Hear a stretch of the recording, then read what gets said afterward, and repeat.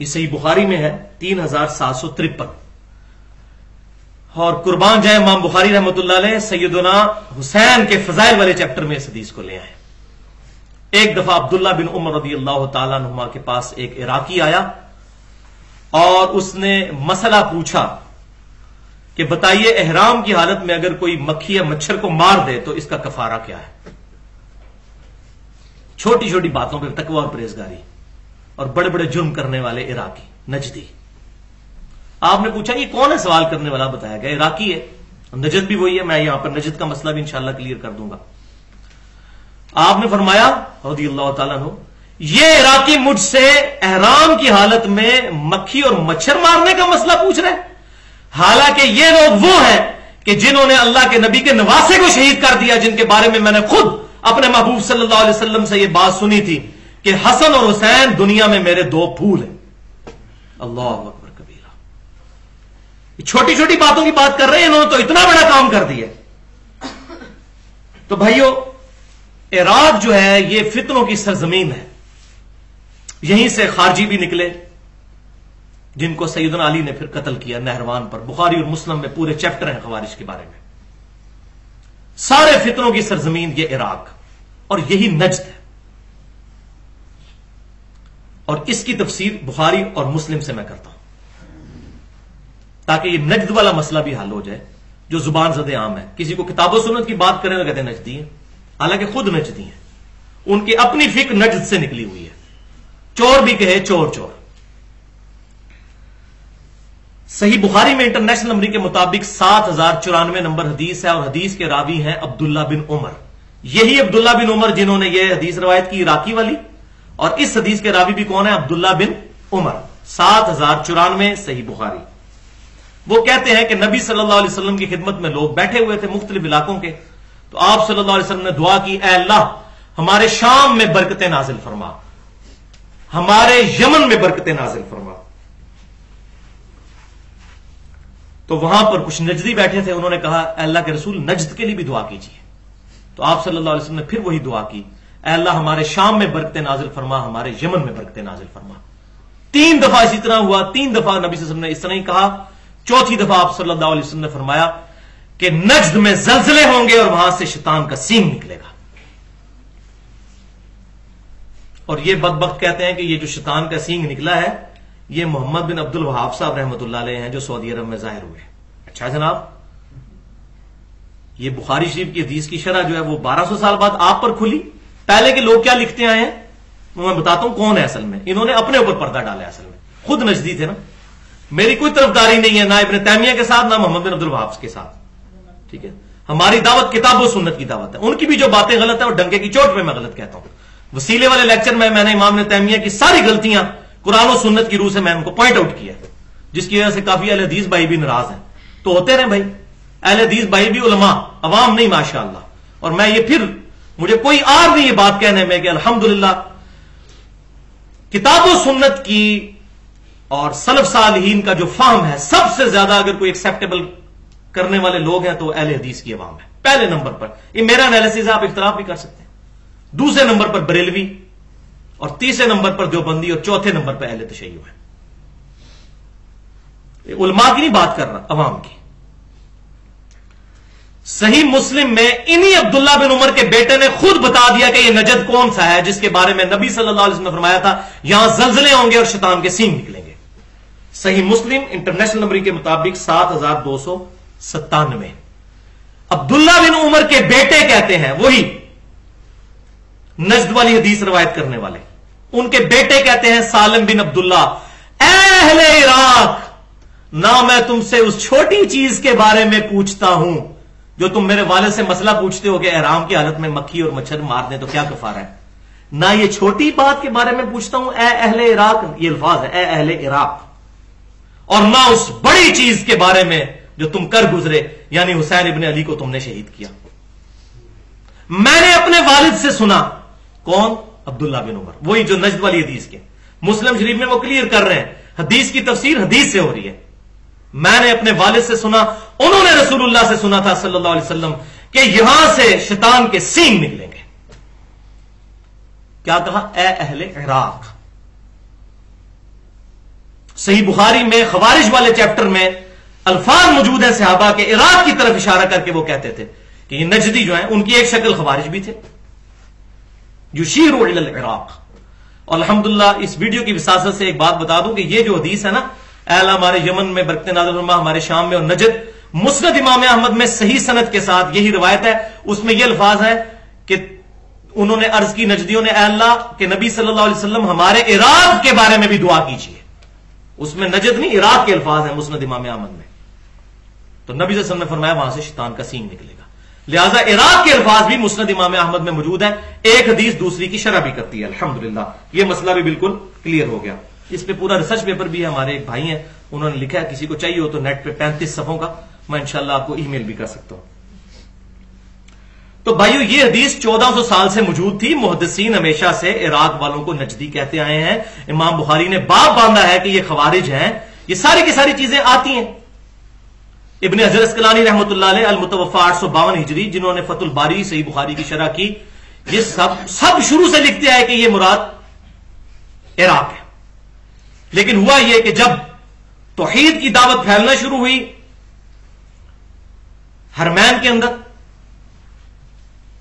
تو پھر پتہ ہے مولویوں کے پیٹ میں جب لات پڑ جائے تو پھر مولوی کو تو آپ نے سمجھ لیں کہ اس کی پوچھل پہ پاؤں رکھتی ہے، اس کی دم پہ پاؤں رکھتی ہے. انہوں نے کہا کوئی حدیث لا کے فٹ کرو اس کے اوپر. جس طرح یہاں بھی جیلم میں بھی ایسے لوگ موجود ہیں جو وہ خوارج والی حدیث پڑھتے ہیں کہ وہ قرآن پڑھیں گے اور قرآن ان کے حلق سے نیچے نہیں گزرے گا، اور ہمیں کہتے ہیں یہ درس قرآن علی دیتا ہے، یہ خارجی ہے. دیکھ تو پھر درس قرآن تو نبی صلی اللہ علیہ وسلم دیتے رہے ہیں. یتلو علیہم آیاتہ ویزکیہم ویعلمہم الکتاب والحکمہ. یہ آلہ انسٹرومنٹ، یہ انسٹرومنٹ آف دعوت کس کا ہے؟ نبی صلی اللہ علیہ وسلم کا. صحابہ اکرام اس سے دعوت دیتے ہیں. وجاہدہم بہ جہادا کبیرا. اس کتاب کی دعوت کے ذریعے بڑا جہاد کیجیے. سورہ فرقان آیت نمبر 52. تو ان کو بھی پتا ہے، حالانکہ خوارج کے چیپٹر میں امام بخاری حدیث لیں گے لیکن پڑھ کے لگا دیتے ہیں. تو مولویوں کی جب روٹی پہ لاد پڑے تو آپ سمجھ لیں کہ یہ آپ کو نہیں پھر چھوڑیں گے، الا ماشاء اللہ جو اہل حق ہے.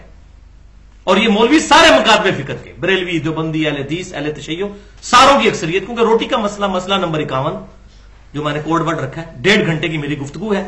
رزق حرام، فتنہ مال، دنیا پرستی کا انجام اور اس کا علاج. 1.5 گھنٹے کی گفتگو اہل سنت پاک.com پہ، جو مجھے سب سے زیادہ پسند ہے اپنا لیکچر، اپنے سینکڑوں لیکچرز میں سے. ادھر میں نے پول کھولے کہ قرآن کی روح سے حرام خور اور دنیا پرست مولوی کو ہی کہا گیا. یہ ساری آیات ان کے بارے میں. تو ان کی روٹی پہ لات پڑی. تو ابن عابدین شامی ایک حنفی مولوی تھا شام کا.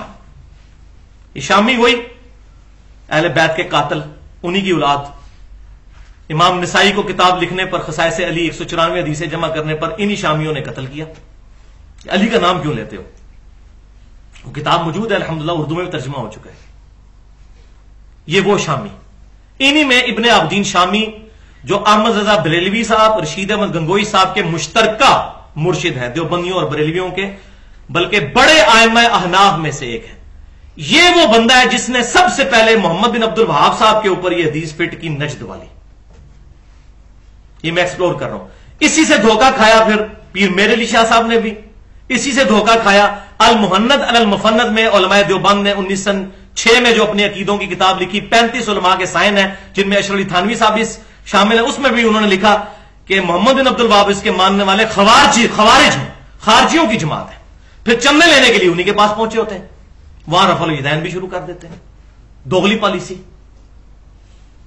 تو مولوی کو آپ پیٹ میں ڈالتے جائیں تو آپ اس سے جو مرضی کروا لیں، جس قسم کا مرضی فتوا لے لیں. تو محمد بن ابن عابدین شامی المتوفا 1252 ہجری، یعنی آج سے سمجھ لیں 225 سال پہلے فوت ہوئے. انہوں نے اپنے دور میں ظاہر جیلسی فیکٹر تھا، انہوں نے یہ نجد والی حدیث محمد بن عبد الوہاب صاحب کے اوپر لگا دی اور کہا جی نجد سے شیطان کا سینگ نکلے گا، یہ محمد بن عبد الوہاب وہ سینگ ہے. حالانکہ یہ حدیث اس وقت کوئی نکلی تھی، 1400 سال سے امت کے علماء اس کی تفسیر کرتے آ رہے تھے. سب نے شور مچانا شروع کر دیا. پھر سارے پھر وہ جو کہتے ہیں نا سلی بن گئے، جس کو میں کہتا ہوں اندھے مقلد اپنے بزرگوں کے. کسی نے اپنی عقل نہیں استعمال کی. الحمدللہ میں نے یزید کے رد پہ جو ریسرچ پیپر نمبر 5A لکھا ہے اس میں بھی یہ میں نے نجد والا مسئلہ کھول دیا الحمدللہ. لہذا اب میں محمد بن ابن عابدین شامی کا اپنا سٹیٹس کیا ہے تو میں اس کے سٹیٹس کو ذرا ننگا کر کے آپ کے سامنے رکھنے لگا ہوں. یہ کتنا بڑا گستاخ تھا یہ بندہ. اس بندے نے در مختار کا حاشیہ لکھا ہے رد المختار. مختار میں خا ہے خرگوش والی, اور رد المختار اس میں ہا ہے حلوائی والی. یہ رد المختار اس کا رد نہیں ہے, بلکہ در مختار پر جو اعتراضات کیے گئے تھے اس کا جواب حاشیے میں رد المختار انہوں نے لکھا ہے. اس کی جلد 5 صفحہ 379 پہ یہ ابن عابدین شامی کہتے ہیں, یہ امت کو مسئلہ سمجھا رہے ہیں علاج کرنے کا, کہ بیماریوں کا علاج کیسے کیا جائے. تو کہتے ہیں کہ ہمارے فقہا کا اس پر اتفاق ہے کہ اگر کسی شخص کو یہ یقین ہو کہ اپنے خون کے ساتھ اپنے ماتھے اور چہرے پر سورۃ الفاتحہ لکھے اور اس سے شفا ہو جائے تو یہ کرنا جائز ہے. حتیٰ کہ اگر اس کو یہ بھی یقین ہو کہ اپنے پیشاب کے ساتھ سورہ فاتحہ لکھی جائے اپنے ماتھے پر اور اس کو شفا ہو جائے گی تو یہ بھی وہ کر سکتا ہے. وَلِعَاذُ بِاللَّهِ تَعَالَى. اور تقی عثمانی صاحب جو ہیں وہ اس کے جو ہے نا اس کے دفاع میں اتنے بڑے بڑے فتوے, کیسے بزرگوں کو چھوڑ دیں جواز کے اوپر. نہیں وہ بزرگوں نے کہا اتنے بڑے بڑے بزرگ پاگل ہیں, اتنے بڑے بڑے بزرگ پاگل ہیں. تو الحمدللہ میں سلام پیش کرتا ہوں اپنے استاد بریلوی مکتبہ فکر کے اس وقت سب سے بڑے محدث, جن سے میں نے بہت کچھ سیکھا ہے, ان کی کتابوں سے. شرح صحیح مسلم لکھی غلام رسول سعیدی صاحب, الحمدللہ میں نے ان کو دعوت حق بھی پیش کی.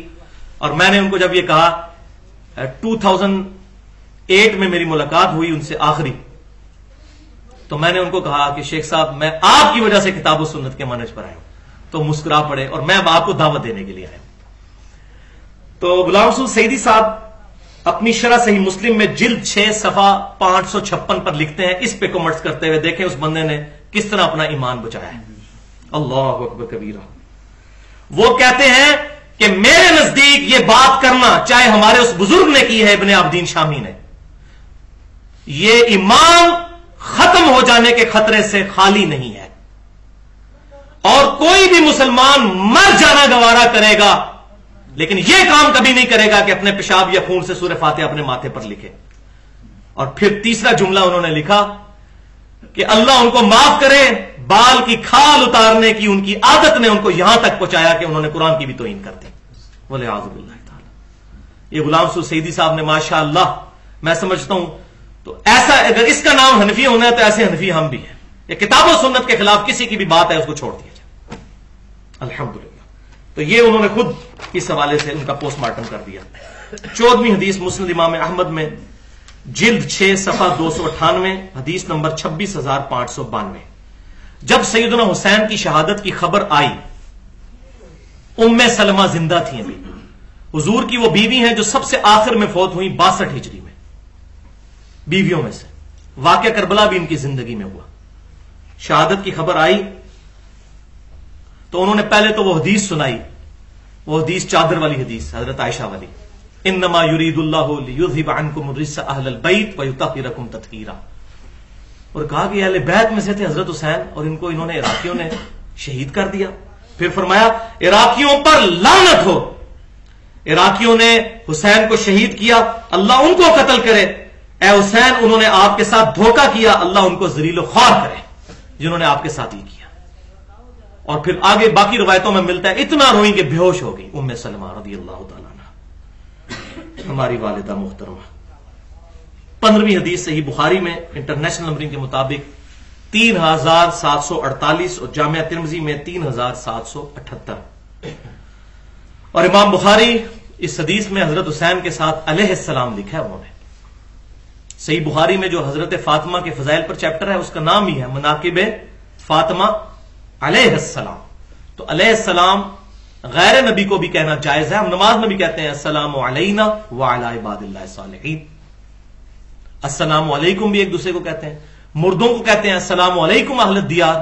تو یہ جائز ہے, اس میں کوئی حرج نہیں ہے. اس میں